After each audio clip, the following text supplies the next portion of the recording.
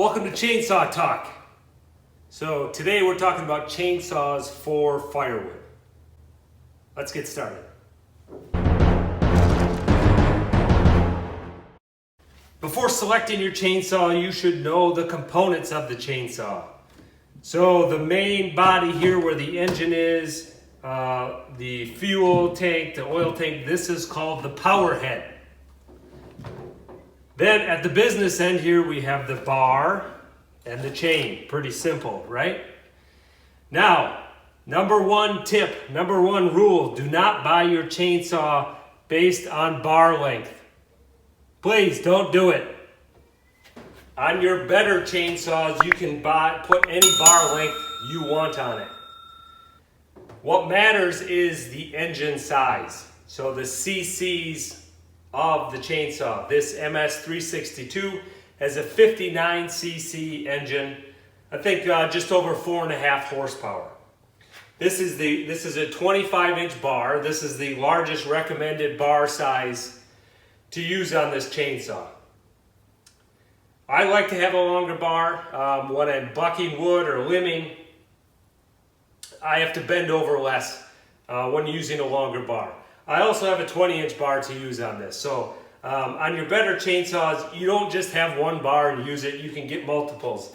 The other reason I went with a longer bar is I've done some Alaskan milling, some slabbing of logs, and you need a pretty long bar to do that.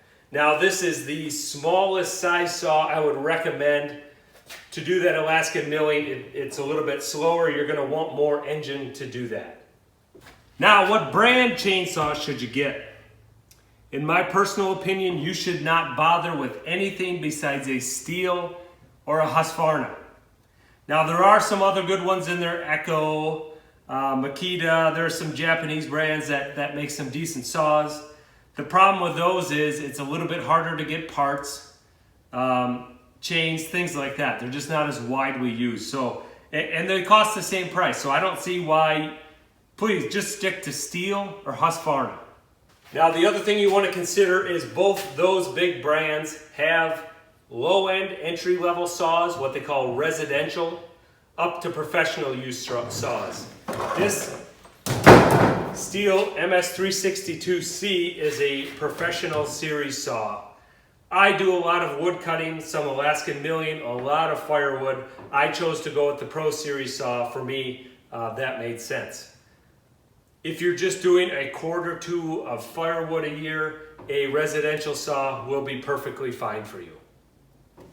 Now, you may have heard this before, but I'm going to say it again. No matter what saw you have, how many cc's your engine is, the most important thing is keeping your chain sharp. So a lot of people do this on their own. A lot of people who have got experience. I like to sharpen my own chain with a file.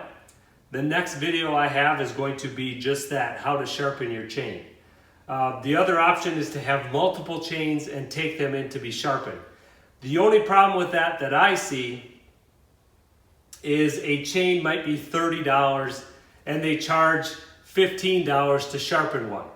So I can sharpen this with a file, make its life last quite a while till it gets to the point where it's not practical to sharpen with a file, and throw it away and buy a new one. And you know, if you take it in to sharpen it twice, you've bought a brand new chain.